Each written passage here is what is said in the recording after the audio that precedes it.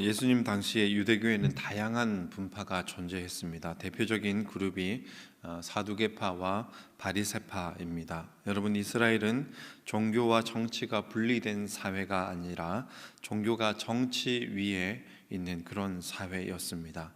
그래서 유대교의 종교 분파는 오늘날로 치자면은 정치적인 정당의 성격도 함께 가지고 있었습니다. 이들의 기원에 대해서 잠시 말씀을 드리면, 사두개인들은 그 구성원으로 보자면 레위인들입니다. 그리고 레위인들 중에서도 제사장입니다. 역사적으로 사두개인이라고 하는 이 용어가 정확하게 언제부터 사용되었는지에 대해서는 알 수가 없다고 합니다. 다만 사두개인들 자신이 스스로를 사독의 후손이라고 주장하기 때문에 다윗 시대부터 이 용어가 존재했을 것이다라고 추측을 하고 있습니다. 다윗 시대의 대제사장 가운데 사독이라고 하는 인물이 있었는데, 사두개인들은 자신들이 다윗 시대의 대제사장이었던 사독, 바로 그의 후손이다라고 주장하는 그런 사람들이었습니다. 반면 바리새인들은 신분상으로 볼 때 오늘날로 치자면은 평신도에 해당하는 그런 사람들입니다. 대다수가 비레위인 출신입니다. 쉽게 말해서 사두개인들은 오늘날로 치자면은 목사, 전도사, 신학생들로 구성된 그런 집단이라고 할 수 있고, 바리새파는 평신도 그룹이라고 할 수가 있겠습니다. 그래서 사두개인들은 기본적으로 이 바리새파들을 약간 하대하는 그런 경향이 있었습니다.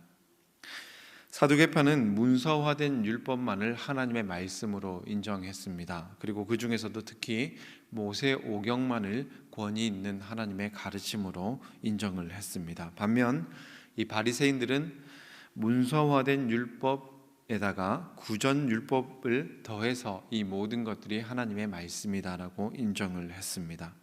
바리새인들이 이렇게 생각한 겁니다. 하나님께서 시내산에서 모세에게 율법을 주실 때에 두 가지의 율법을 주셨다. 첫째는 문서화된 기록된 율법이고, 다른 하나는 말로 풀어서 설명한 구전 율법이었다라고 그렇게 이해를 했습니다. 여러분, 성경 읽어보시면 아시겠지만 성경이 사실 우리 일상의 모든 일에 대해서 자세하고 소상하게 구체적인 가르침을 주지는 않습니다. 그래서 바리새인들은 이것을 이렇게 생각했습니다. 기록된 율법은 하나님의 말씀의 큰 틀을 제공하는 것이다라고 생각했습니다. 그리고 우리가 살아가는 일상의 구체적이고 세부적인 그런 일들에 대한 가르침은 일일이 다 기록을 할 수 없으니까 하나님께서 말씀으로, 구전으로 풀어서 설명을 해주셨다라고 그렇게 이해를 했습니다. 이런 구전 율법들을 복음서에서는 장로들의 유전이다라고 불렀습니다. 그리고 구전으로 전해져 오던 이 구전 율법이 나중에 예수님 이후에 한 2세기 3세기 사이에 문서화되어서 기록이 되는데, 그것을 미시나라고 부릅니다. 그리고 이 미시나에 대한 구전 율법에 대한 해석, 또 주석이 있는데 그것을 게마라라고 부릅니다. 그리고 미시나와 이 게마라를 합쳐서 탈무드라고 부릅니다. 우리가 성경을 읽을 때 여러분, 이런 배경을 어느 정도 이해하고 말씀을 읽으면 조금 더 그 내용을 잘 파악할 수 있겠습니다. 다시 한번 정리를 해드리면, 사두개파 사람들은 레위인 중에서도 제사장 출신의 엘리트 그룹이었습니다. 이스라엘은 종교가 정치를 겸하는 그런 국가였기 때문에 성전을 독점하고 있는 이들은 말 그대로 이스라엘에 있어서 정치와 경제와 종교의 모든 실권을 쥐고 있는 이스라엘 사회에서 최상류층에 해당하는 그런 사람들이었습니다. 이런 사람들의 특징은 무엇이냐면, 내세보다 현세를 더 중요하게 생각한다고 하는 겁니다. 세상이 변하는 것을 기본적으로 별로 좋아하지 않습니다. 오히려 이들에게 이 부활 사상은 불편한 것이고 위험 요소가 될 수 있는 그런 사상이라고 생각했었습니다. 모세오경만을 권위 있는 말씀으로 인정하기 때문에 유대교 후기에 발전했던 부활 사상에 대해서 이 사람들은 인정을 하지 않았습니다. 여러분, 유대교에서 부활 사상이 등장한 것은 후대에 이르러서인데, 주로 이런 내용들은 모세오경이 아니라 예언서나 묵시문학으로 분류되는 그런 성경들에서 찾아볼 수가 있습니다. 대표적으로 이사야 26장 19절 말씀에 이런 말씀이 있습니다. 주의 죽은 자들은 살아나고 그들의 시체들은 일어나리이다. 티끌에 누운 자들아 너희는 깨어 노래하라. 주의 이슬은 빛난 이슬이니 땅이 죽은 자들을 내놓으리로다. 사두개인들은 이런저런 이유들로 인해서 부활을 믿지 않았습니다. 사두개인들은 부활을 아마도 현세의 연장으로 이해했던 것 같습니다. 여러분, 오늘 본문을 보시면 바리새인들이 예수님께 찾아와서 부활에 대해서 질문을 하고 있습니다. 근데 질문을 하는데 그 내용의 배경에는 유대 사회에 형사 취수제라고 하는 제도가 있었습니다. 이게 뭐냐면 쉽게 말해서 형이 결혼을 했는데 후손을 남기지 못하고 먼저 죽게 되면 동생이 형수와 결혼을 해서 형의 자손을 낳아주고 형의 이름과 또 유산을 그 아이에게 상속할 수 있도록 해주는 제도, 그것이 유대 사회에 있었던, 고대 사회에 또 흔하게 있었던 형사치수 제도라고 하는 것입니다. 창세기 38장의 유다 집안의 이야기의 배경이 되는 그런 제도이기도 합니다. 이런 제도를 배경에 깔고 지금 질문을 하는 겁니다. 만약에 7형제가 있다고 우리가 가정을 해보겠습니다. 7형제가 있는데 마지가 결혼을 했습니다. 그런데 형이 먼저 죽고 형수가 남았습니다. 둘째가 형수와 결혼을 했습니다. 그런데 둘째도 그만 세상을 떠나고 말았습니다. 이렇게 해서 셋째, 넷째, 마지막에 일곱째까지 그 형수와 결혼을 했는데 후손을 남기지 못했고 결국 이 여인도 세상을 떠나고 말았습니다. 근데 나중에 부활을 하게 된다라고 했을 때, 만약 부활을 하게 되면 이 여인은 이 7 형제 중에서 도대체 누구의 아내가 되느냐, 이거를 지금 질문하고 있는 겁니다. 한마디로 여러분, 사두개인들은 오늘 우리가 살아가고 있는 이 현세의 연장으로서의 부활을 생각했던 것 같습니다. 그래서 그것 때문에 자신들은 부활을 믿지 못하겠다라고 주장하는 겁니다. 지금 우리가 살아가는 이 세상의 이 복잡 단안한 상황을 천국에 그대로 가지고 가면 그것이 과연 천국이겠느냐 하는 겁니다. 한편으로는 여러분, 타당성이 있는 이야기 같습니다. 만약에 지금 우리가 살아가는 이 현실을 그대로 천국에 옮겨놓고 우리가 영원히 이런 삶을 산다라고 한다면 여러분, 천국에 가시겠습니까? 저도 한번 좀 고민해 봐야 될 것 같습니다. 사실 그런데 여러분, 오늘 우리 가운데 많은 이들이 이 천국이나 부활을 지금 현세의 연장으로서의 어떤 부활, 어떤 천국을 상상하는 그런 경향이 많은 것 같습니다.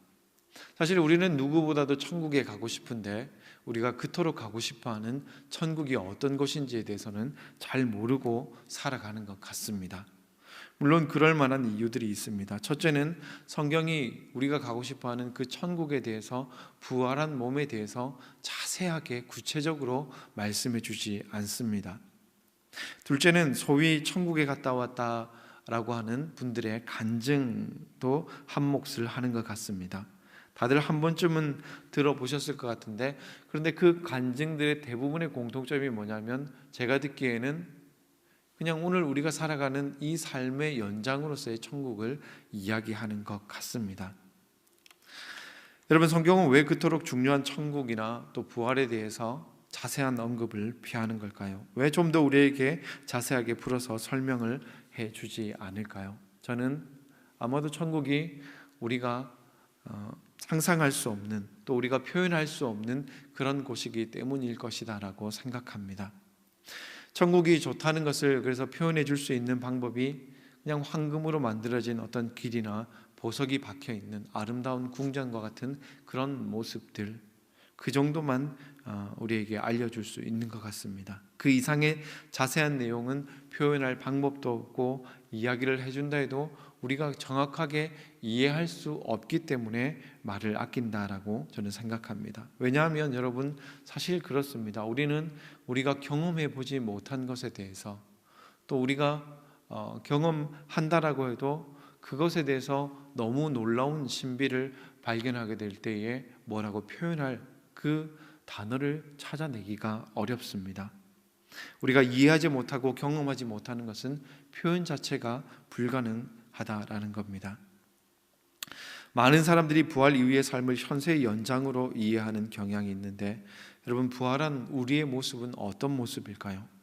그런 질문들을 한 번쯤은 해보셨을 겁니다. 만약에 여러분들이 부활을 한다라고 했을 때 여러분의 인생에 있어서 몇 세 정도의 어떤 순간의 모습일까요? 또 어떤 순간의 모습이셨으면 좋겠습니까? 태어났을 때 아기의 모습, 혹은 우리가 이 땅에서 마지막 임종을 맞이하는 그 순간의 모습, 아니면 여러분의 인생에 있어서 가장 젊고 건강하고 아름다운 모습, 어떤 모습이면 좋겠습니까, 여러분? 부활을 별로 하고 싶지 않으신가 봅니다. 아마 대부분의 분들이 내가 가장 젊고 건강하고 아름다운 때의 모습이면 좋겠다라고 생각하실 겁니다. 그럼 한 가지 또 질문을 해봐야 되죠. 가장 아름다울 때, 그러면 성형 전, 성형 후, 언제였으면 좋겠습니까, 여러분?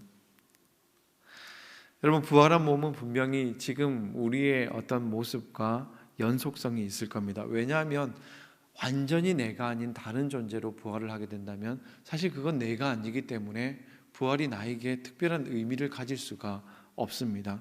그렇기 때문에 분명히 부활한 몸은 지금 우리의 모습을 어떤 형태로든 담고 있을 겁니다. 그러나 여러분, 지금 우리의 모습이 그대로 반영된 그 모습이 부활한 우리의 모습은 아닐 겁니다. 연속성도 있지만 분명히 불연속성도 있을 겁니다.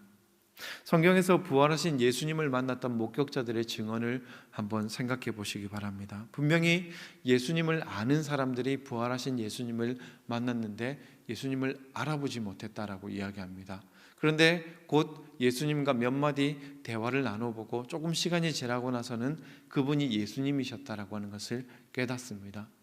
그러니까 분명히 부활하신 예수님은 그 이전의 예수님과 조금 다른, 당장 금방 알아볼 수 없는 다른 점이 분명히 있었지만 분명히 예수님이라고 하는 것을 알아볼 수 있는 그 흔적을 지니고 계셨다라고 하는 겁니다.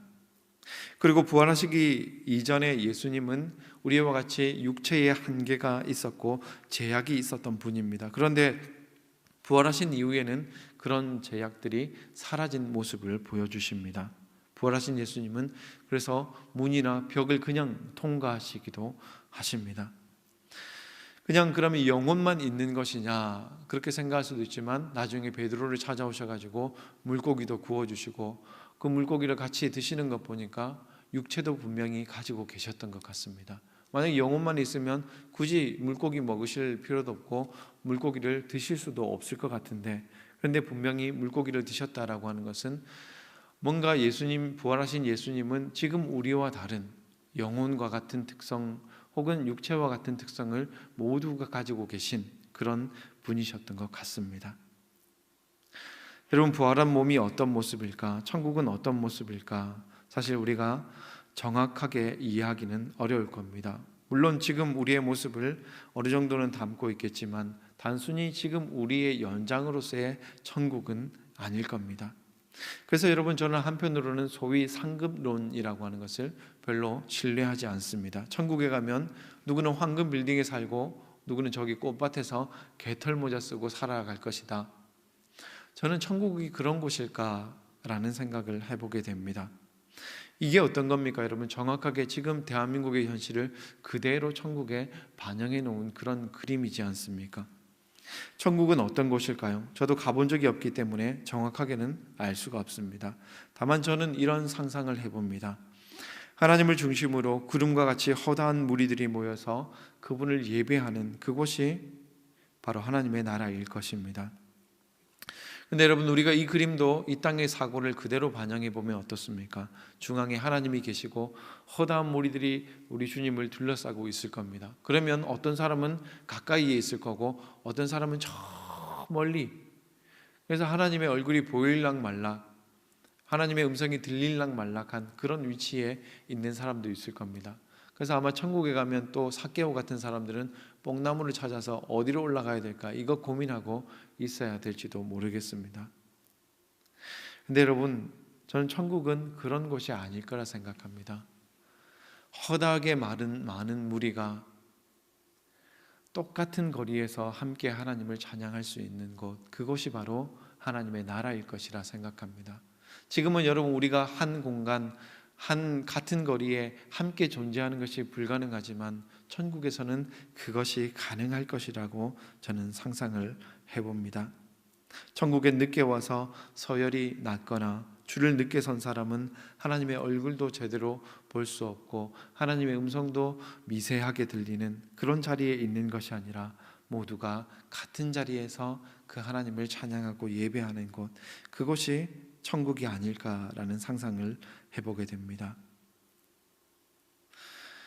여러분, 아이러니한 것은 이 사두개인들은 부활이나 천국이 이 땅의 현실을 그대로 연장해 놓은 것이기 때문에 부활이나 천국을 믿을 수 없다라고 생각했는데, 오늘 우리는 어떤 면에서 오늘 우리의 삶을 그대로 연장해 놓은 천국을 상상하면서 그곳에 들어가고 싶다라고 하는 그런 생각을 하는 것 같습니다.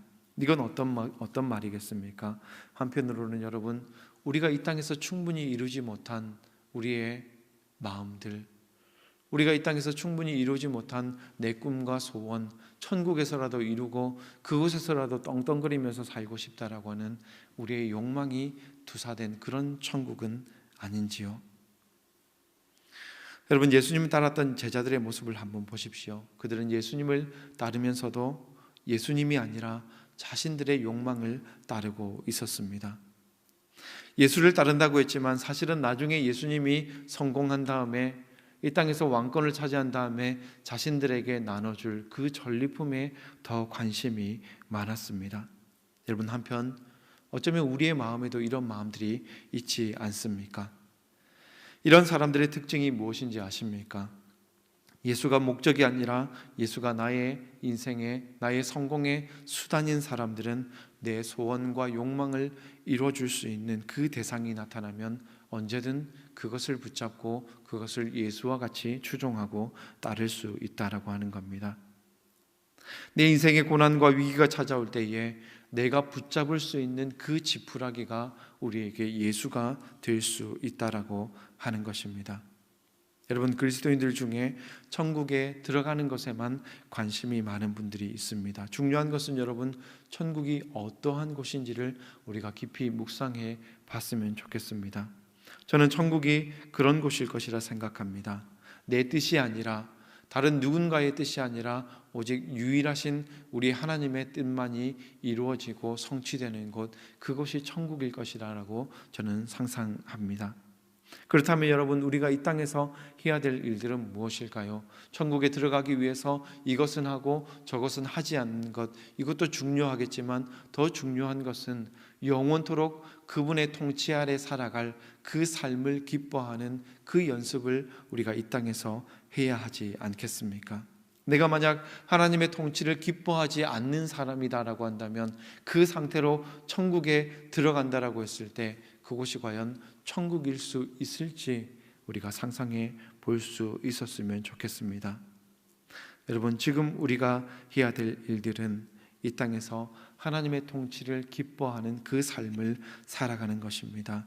하나님을 깊이 사랑하는 것입니다. 하나님을 사랑한다고 하는 것은 무엇입니까? 하나님의 말씀에 순종하는 삶을 살아가는 것입니다. 오늘 예수님을 찾아왔던 이 서기관의 대답과 같이 하나님을 사랑하고 이웃을 사랑하는 그 삶을 부단히 연습해 나갈 때 우리는 이 땅에서 이미 천국을 누리는 삶을 살아가게 될 것이고 하나님의 통치를 기뻐하는 그 삶을 살아가게 될 것입니다. 그리고 그 모습 그대로 우리는 영원하신 하나님과 함께 천국에서 기쁨의 삶을, 복된 삶을 누리게 될 것입니다. 여러분, 오늘 하루도 주님을 사랑하는 삶을 살아갈 수 있기를 바랍니다. 주님의 말씀에 멍에를 메고 주님과 겸손히 동행하고 그 주님을 따르는 제자의 삶을 살아갈 수 있기를 바랍니다. 우리 인생에 어려움이 찾아오고 고난이 찾아오고 우리의 믿음을 뒤흔드는 그런 일들이 우리 앞에 일어난다 할지라도 내 손에 붙잡는 그 지푸라기를 신뢰하는 것이 아니라 영원하신 하나님, 지금도 우리를 다스리시고 통치하시고 여전히 우리가 어떤 모양으로 존재하든 우리가 어떤 고난 가운데 있다고 할지라도 변함없이 우리를 사랑하시는 그 주님 손 붙잡고 주님과 함께 동행할 수 있는 저와 여러분 되시기를 주님의 이름으로 축원드립니다.